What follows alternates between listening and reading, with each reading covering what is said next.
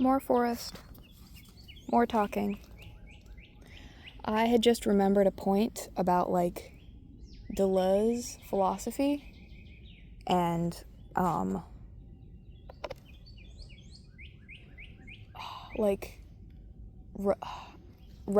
relationships among levels of reality via representation and, like, resemblance versus via a creative sort of, like, call and response or creativity out of a certain set of preconditions. And ice nail. Yeah, that was cool. And I don't know if I need to repeat it.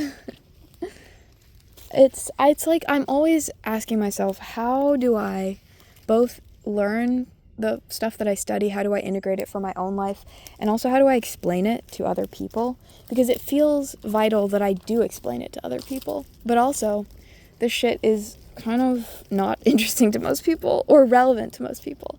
So I try to look for ways to make it relevant, both to myself and to others. And in this, I kind of like, I've been reading Thomas Merton. Am I doing this? Is this a public-facing video now? I don't know. Whatever. Anyway, Thomas Merton, because he talked about, like,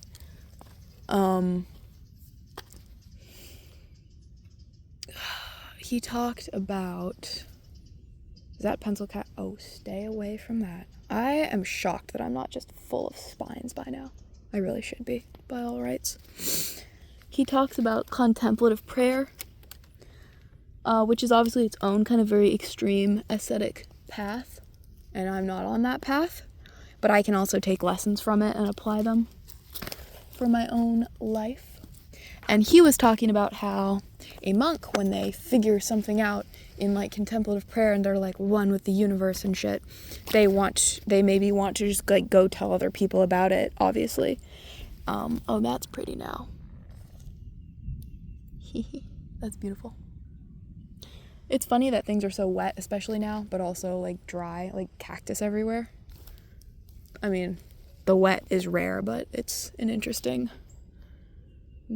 juxtaposition. Could I be walking down that stream? Would that be an easier way? Is by the grace and mercy of God, I should be full of spines. Also, I just keep looking at the ground because I do habitually look at the ground rather than looking up, and that's probably saving me from spines. Anyway, what was I saying? Thomas Merton. And so he, in that context, he's like, yes, on the one hand, of course, experiences are valued insofar as they're shared, and, like, you want to... okay, I am getting somewhere. Maybe I will post this. So for context, I was previously just talking to myself and working through some... because I'm having a rough time today with my DID and just my brain. So I was trying to work through that. Anyway, so, like, these very... Ooh, there's the nice yellow guys. Oh, it's raining. That's fine. My clothes are very dirty. I'm gonna have to wash them for sure. Yeah, this is not irrelevant. And I'm coming at this from such a defensive posture, too. Like, I feel defensive in the way that I'm trying to almost, like, justify why I care about philosophy, why I care about religion, why I believe in God, or seek a relationship with God, why all this stuff, kind of as if someone's attacking me and telling me that I shouldn't. And, not sure who's attacking me. Probably me. Spoilers. But, yeah, interesting. Oh, well. Yeah. No, I mean, okay, in all fairness to myself, I have been attacked for these things in the past. So, it makes sense to start defensively. I'm gonna go up that way because there's more of the little yellow fungus. I don't know what those are. I don't know if it is a slime mold. I don't think so because it is not in a slimy shape. But maybe they have different, like, life stages. So, Thomas Merton was saying, like, yeah, on the one hand, it's important, obviously, to share And the value of this experience at all is not just to go up and think and then be alone, be one with the universe and just think about it forever, but rather to go among people and kind of, so cool. Such a weird material to kind of live that out. But he's like, don't try to force it. First of all, don't immediately go try to share what you've learned for yourself. And then certainly don't try to force it on other people who aren't interested or who aren't at your stage or who don't see things the way that you do. He's like, just kind of, just do your own thing, have your journey, and then like you will naturally like live it out in maybe in unexpected ways that don't seem like a literal, I had this revelation of the nature of the universe and I'm going to tell you about it exactly as I had it in words and then you're going to have the same one. But rather, like, I don't know, maybe you're able to comfort someone in a particular way because of the nature of your new oneness with all things or whatever you found. I'm using a dismissive tone toward things that I do not feel dismissive about. Is that an animal den? Probably. Although it does seem to end. Regardless, I should now pick my way back because we've come to the fence line and it's going to be just nasty. And I don't really want to hurt the trees either, I'm going through the underbrush, just all the branches, so we're going to go back the same way. Yeah. And that, so 2 things about that. Whee! Number 1, the thing that he said cracked the rock. Appears to have died though. Very sad. Ooh, that is a large millipede. Look at this guy. That is the biggest millipede I've ever seen. I really want to touch it, but I mean you shouldn't, and also maybe it's like poisonous, venomous. But look at him. I'm gonna. Ooh. It's a good texture.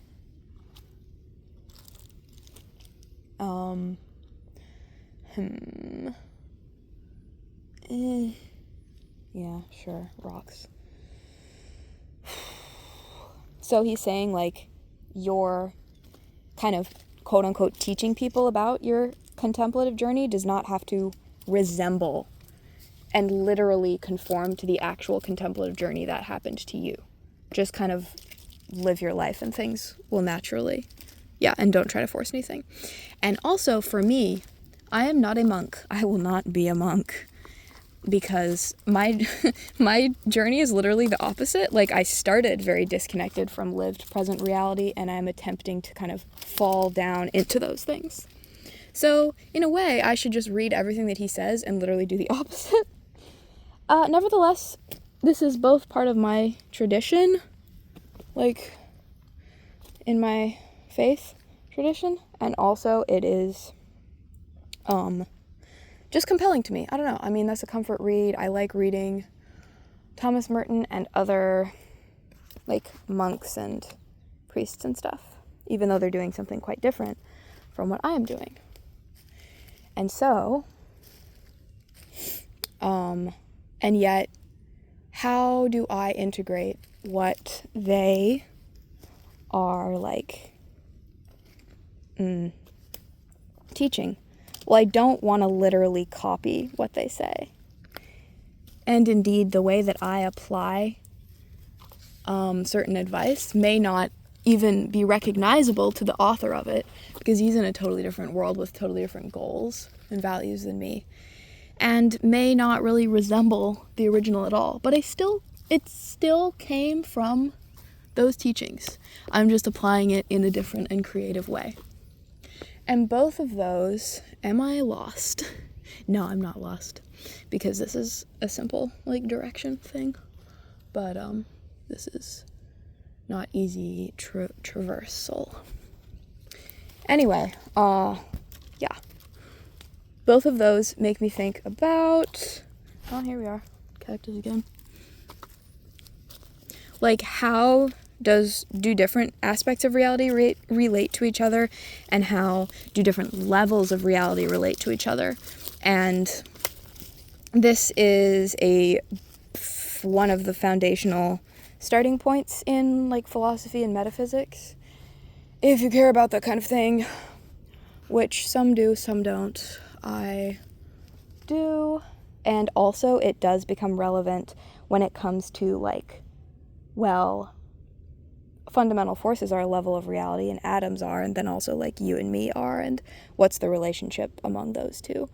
Although that's a bit of a tangent. I'm not sure if I could connect that to what I'm talking about currently. But anyway, how do different levels of reality relate to each other? And as I understand, I'm going to go back to the stream because this is real messy. The major way, since like Plato, or like how Plato was interpreted throughout the like Western canon of philosophy,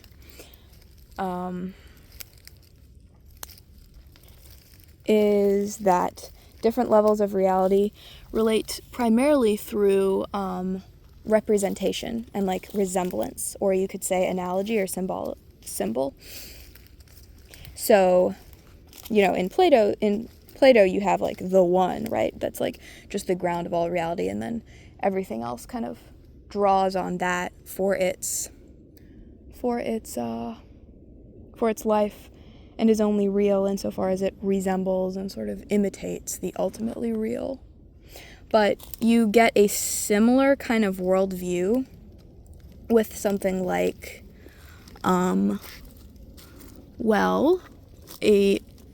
we have physical reality, and then we have language. And language represents physical reality, resembles, does it though? But we think of like the concepts in our heads, like resemble and recreate and reproduce the world out there. That's kind of the conventional way of thinking about it. And yeah, the word tree is real insofar as it reproduces that in my mind, or whatever one of these trees. But kind of a very like two levels. One is more real than the other. The reality of the other depends upon the first, kind of thing. But as far as in my reading of Deleuze and other similar, like, there's a word for these guys. I think post-structuralist, postmodern, or maybe post-postmodern. It's like continental philosophy, but I don't care about that. But he's like, instead of focusing on how different levels of reality represent and imitate and each other, it's more of like a question and answer, problem and ongoing creative solution. Matrix or ground or kind of starting conditions, and then what grows out of those starting conditions. And yeah, like call and response. And an image that he uses is swimming. So, okay. The word water, maybe it represents water, like real water. But the act of swimming, you're not trying to imitate the motion of the waves. You're trying primarily to respond to them and like fit your own body into the movement of the waves. And it's this dynamic, creative call and response kind of thing. And he talks about learning as happening that way. Another one, this was by an article on Deleuze, because I can't understand the original, I'm so sorry. But he kind of said like a tree doesn't resemble, okay, it's not that a tree either physically like resembles analogically its environment, or it's not that a tree embodies this Platonic ideal of tree-ness somewhere in the void. but rather a tree kind of comes into being in a whole set of, like, you might say questions, problems, or like a matrix, things that it's in response to. Part of which is the genetic code of a tree, part of which is like the soil and the minerals of the soil, the trees around it, the precipitation, the way that evolution is influencing it, etc. And the tree is and is constituted by the ongoing kind of creative problem solving and response to all of those, to, you know, the reality around it. So it isn't even a thing of two strict levels, because you wouldn't say, well, like, a tree is more or less real than, like, the soil. But there is also a distinction and a difference between a tree and then the environment in which and from which it comes to be. Something along those lines. Makes kind of sense to me. I don't know. Anyway, I think that that's very beautiful way of looking at living creatures and our relationship with our environment, and I also find it liberating. It just clicks somewhere for me, this idea of, like, creative, like, call and response rather than imitation. And it does become very relevant in what I'm doing right now, because I am always anxious in that I'm reading and learning all this stuff, especially since I'm doing it on my own. Like, I'm not in college. I mean, I am, but not for this. And so I'm just, like, say, you know, reading Deleuze or reading secondary sources of him, and this whole structure, that's one level of reality, right? And then me, at my level, or part, or whatever, I'm trying to take that in, and I'm trying to, like, integrate it properly. And how do I do that? One way of looking at it is, the ideal would be if I were able to perfectly reproduce, you know, under the form of, like, reality as 100% representation, imitation way of going about things. Hi, spider. Is, like, I want to understand it just the way that the author did, and I want to, like, reproduce that structure of his thought perfectly in my mind, and be able to share it with others also perfectly and unchanged, the same exact structure, because otherwise it's not accurate. I mean, whatever I'm talking about right now, objectively, is not a very concise and accurate conveyal of the structure of Deleuze's, like, philosophy. But the idea under a world that moves more by call and response and creativity is that, well, I mean, an imitation is a kind of response, so it doesn't mean that, like, nobody should closely study these philosophical texts and try and, like, clearly learn them or anything.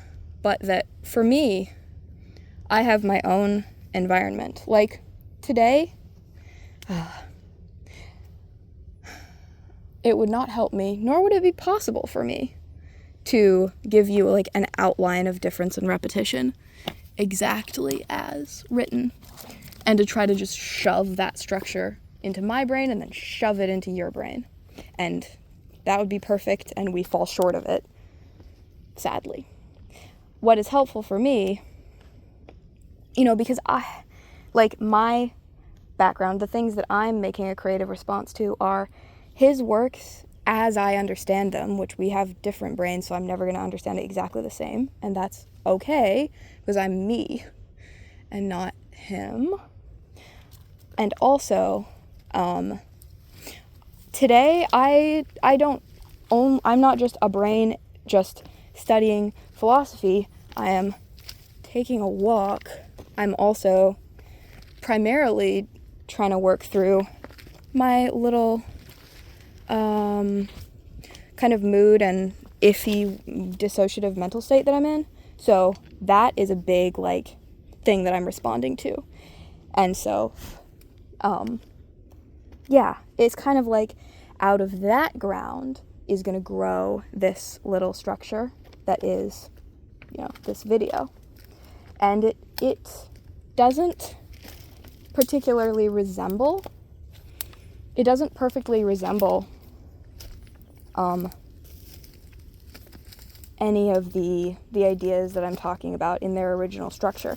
But it is an integration of them. It's a creative response to them and furtherance of them in a way that's appropriate. Look at that. Chirp, as usual. In a way that's appropriate to the moment. And again, this isn't saying that, like, it's not like making a hierarchy. And that's what's hard to understand about, like, non-hierarchy. Because I always, with my hierarchy brain, I want to be like, well, then are you saying that, like, it's better to just not really carefully study anything and just literally just do whatever?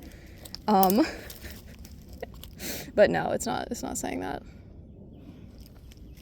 Because, I mean, yeah, like, faithfully writing a master's thesis on Deleuze and really looking into it and attempting to understand his idea as much as he did is also a valid response to his work. And plenty of people want to do that and are doing it as we speak. But not me. And that's fine. But a lot of my anxiety comes from me trying to perfectly imitate and reproduce something. Another way this is relevant is like in theology, because the usual theology is that, like, God is ultimate reality and we are just imitations. So the best that you could be as a human is kind of an imperfect picture of God. And that can be comforting, and I'm not saying it's not like that there's no truth in it, but if that's your only system, I mean, we know all of the problems that come out of it. Adam and Eve, not Adam and Steve, etc. And just also, like, yeah, how it's limiting if your life can only ever be a pale imitation of something else that's totally beyond you at best. Or at least some people find it limiting. Ooh, hello. That was a pretty one. And so, like, a theology that is based in this, like, creative call and response would say that God is ultimate reality still, as in, like, the ground in which we live and move and have our being. But life and physical things and everything that's not God, quote unquote, is a creative response, and there's a genuine, like, novelty, and there's a value in the difference of it from the thing which it is ostensibly made out of.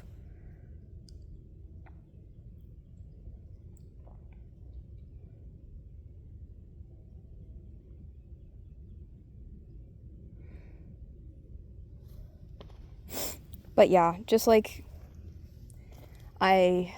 especially with learning, I am hounded always by the anxiety of, like, meeting a certain standard of imitation, or, like, am I saying this accurately? Am I learning this accurately? And then can I share it accurately? And to be perfectly honest, a lot of the time, I don't even need, and I shouldn't be trying to share it exactly accurately. Like, that's not what's most helpful. And that's not even the best integration of the ideas. The kind of imagery of this and the feel of this is compelling to me. Of, like, you know, I think I've said what I'm going to be able to say. And I can just keep taking my walk, but yeah. The fundamental forces part, I don't know how that connects, because that has more to do with, like, linear causality. Or, like, deterministic mechanical linear causality, going from one level to the other, and the idea that, like, everything that I am is 100% determined by the interactions among my atoms or my quantum fields, which, as far as I'm aware, scientists don't say that either, because, like, there are multiple fields of science. Like, biology studies plants. We haven't got rid of the field of biology just because we have come up with the field of physics. So it's more like interdependent and complexly interlinked.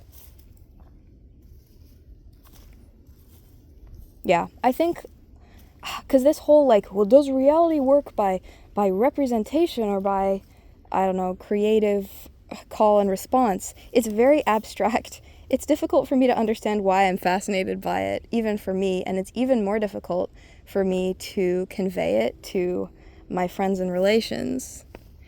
But I feel like some of the touch points are with how you think about learning, at least for me, because I'm learning all the time, and that's my fundamental way of approaching reality a lot.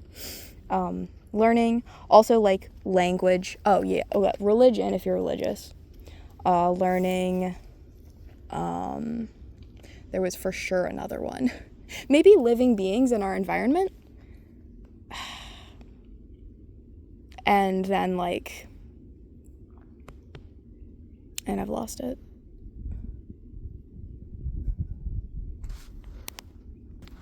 Just like not clinging to things so much, I say, desperately clinging to the train of thought that I have been attempting here.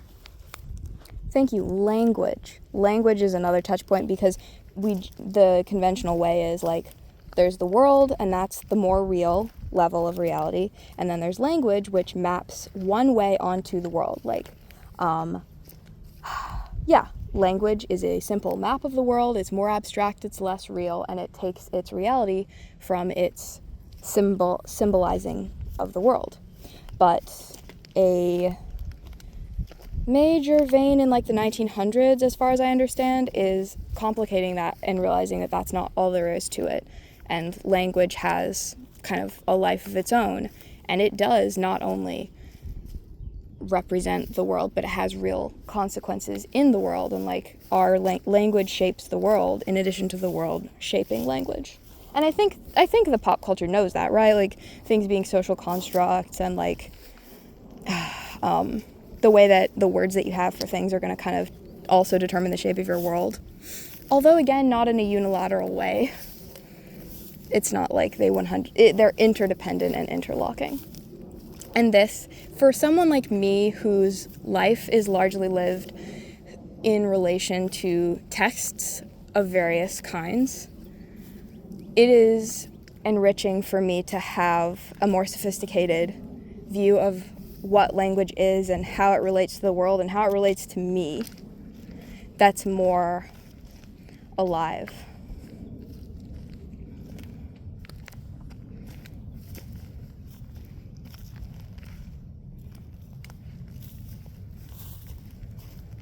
Do I have a quote to end this with?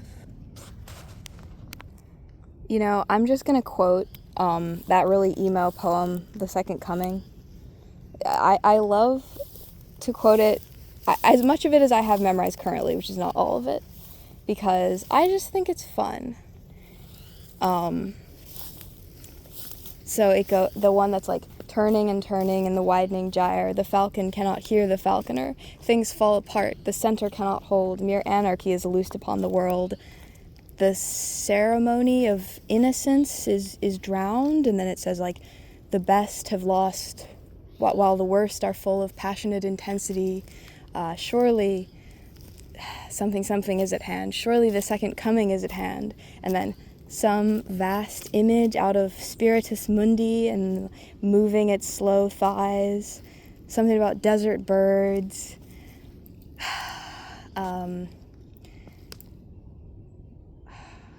Dark. Something about darkness, and then that 20 centuries of stony sleep were rocked to night. 20 centuries of stony sleep were vexed to nightmare by a rocking cradle, and what rough beast, its hour come round at last, slouches toward Bethlehem to be born.